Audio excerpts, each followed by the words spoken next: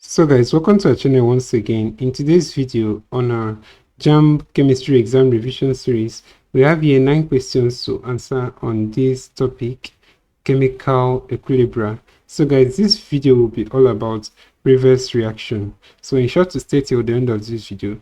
Also, if you want to answer any question at any point in this video, you can always pause this video and try out to see if you can get the answer to the question even before we provide the answer thereafter. So the first question here says, in the reaction above, the equilibrium constant is A, concentration of NO2 over concentration of N2O4, B, concentration of 2NO2 over concentration of N2O4, C, concentration of NO2 all squared over the concentration of N2O4, D, concentration of N2O4 over the concentration of NO2. So guys, the answer to this question is option C here, and that's the concentration of NO2 all squared over the concentration of N2O4. So guys, if we want to solve this together, we are just going to make it this way. So let's zoom into our workspace here. This is N2O4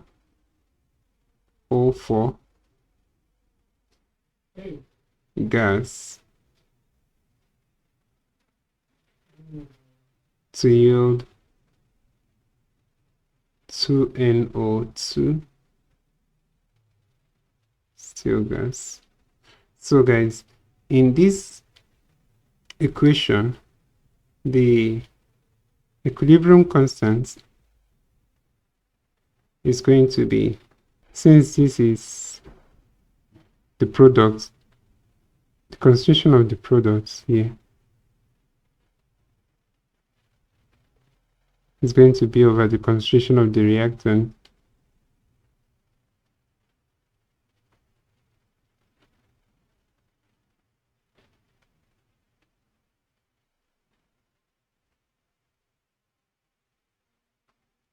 so each raised to the power of their stoichiometric coefficient here. So here we have 2 here, so this will be raised to the power of 2.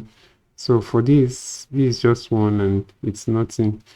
So this would be the answer to this question, and that's option C here. So let's quickly wipe this and then let's consider the next question. So that's question number 2. The question says, okay, we also have a reaction here. So the question says the reaction above can only attain equilibrium if A, one of the products is removed, B, it is in a closed system, C, a gaseous reactant is added, D, it is in an open system. So guys, the answer to this question is option B. A reaction can only attain equilibrium in a closed system, because in an open system, the products will escape, preventing equilibrium. So guys, this will be the answer to this question, and that's option B. So let's consider the next question. That's question number 3. It says, which two gases can be used for the demonstration of the fountain experiment?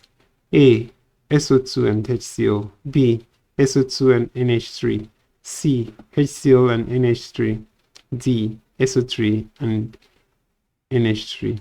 So guys, the two gases that can be used in the study of fountain experiment is the ammonia gas and hydrogen chloride gas. So these two are being used, and actually ammonia gas is preferred because of its solubility. So let's consider the next question, guys. That's question number 4. It says, which of the following reagents will remove carbon dioxide from a mixture of carbon dioxide and nitrogen? A, bromine water, C, alkaline pyrogalol, C, concentrated sulfuric acid, D, aqueous potassium hydroxide. So guys, the answer to this question is the aqueous potassium hydroxide, and that's because potassium hydroxide reacts with carbon dioxide to form potassium carbonate and water, and thus effectively removing carbon dioxide from the mixture of carbon dioxide and nitrogen. So let's consider the next question. That's question number 5. It says, the equilibrium constant of the above reaction at a constant temperature is A, concentration of G times concentration of H over concentration of A times concentration of B. B, concentration of G to the power of X over concentration of A to the power of A times concentration of B to the power of B. C, concentration of G to the power of X times concentration of H to the power of Y over concentration of A to the power of A times concentration of B to the power of B. D, concentration of H to the power of Y over concentration of A to the power of A times concentration of B to the power of B. So guys, from this, let's quickly zoom into our workspace and sort this out together. If we want to write the equilibrium constant for this reaction, already we are going to take the concentration of the products, and that's H here.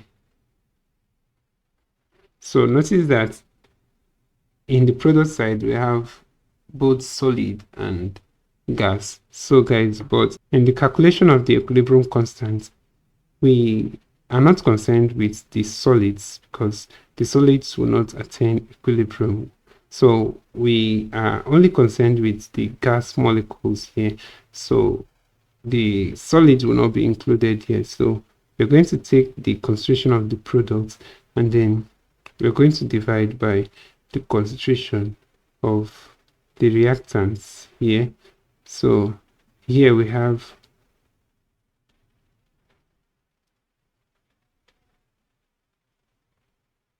A, concentration of A here, and then here we have concentration of B. So we're going to raise each of them by the power of their stoichiometric value or coefficients. So we are going to, for H here, the value is Y. So we are going to raise this to the power of Y. For A here, the value is A, that's small a.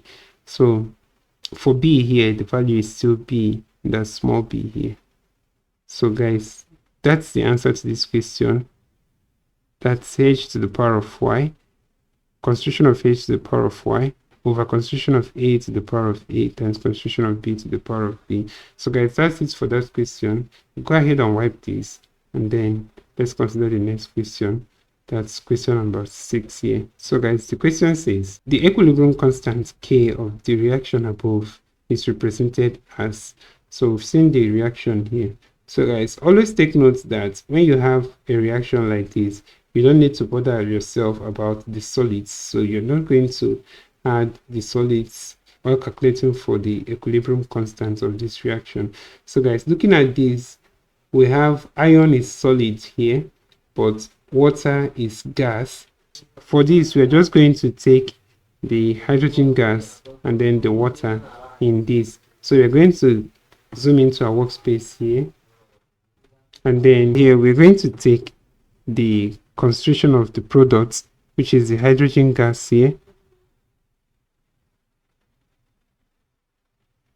and then we're going to divide by the concentration of the reactant in gas.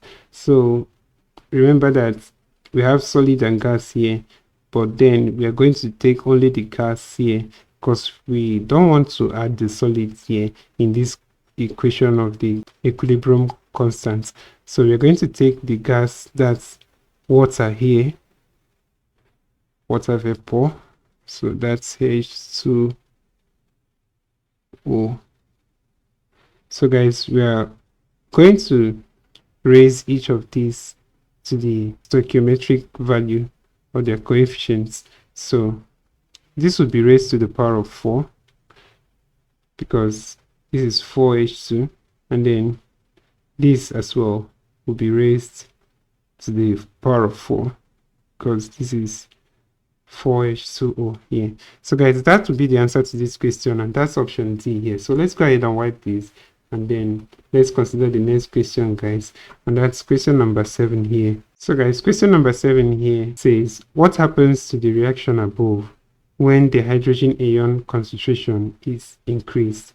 So guys, we've seen the reaction here, and the options given to us here Option A, the equilibrium position will shift to the right.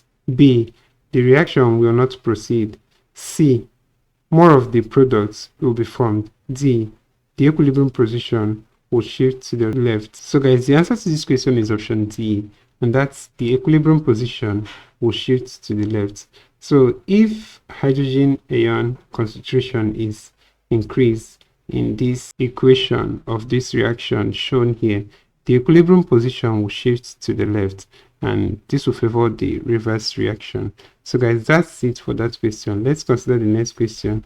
That's question number 8 here. The question says, they are examples of chemical industries except A, electrolysis of brine, B, photosynthesis, C, contact process, D, Solvay process. So guys, I think this question is not correct, but then from here, the odd option in the options here we have here is photosynthesis. So photosynthesis is actually a biological process that occurs in plants, algae, and some bacteria. So it's not a chemical industrial process. So the others here, electrolysis of brine, contact process, and Solvay process, are all examples of industrial chemical process. So guys, that's it for this question. Option B is the correct answer to this question. So let's look at the next and the last question, question number 9. We also have an equation of a reaction here, and the question says, what role does the finely divided ion play in the Haber process of manufacturing ammonia? A, catalyzing agent, B, oxidizing agent, C, reducing agent, D, dehydrating agent. So guys, I think we've answered this question in one of our previous videos, and the answer to this question is option A, and that's catalyzing agent. In the Haber process of manufacturing ammonia, finely divided ion acts as a catalyst, and that's the answer to this question. It's a catalyzing agent, and that's option A here. So this is where we end this video for today, guys. If you enjoyed this lesson, please give it a thumbs up. Don't forget to subscribe to this channel if you're not yet a subscriber. Also, if you have any specific question regarding this video, you can drop your question on the comment section below, and we'll ensure to give you a response. We also want to encourage you guys to join our YouTube channel membership by clicking on the join button below, guys, in order for you to gain access to all the information we have for you on JAMB updates. This will help you a lot, guys, as you prepare for your JAMB examination. So thank you for watching this video, and see you on the next one.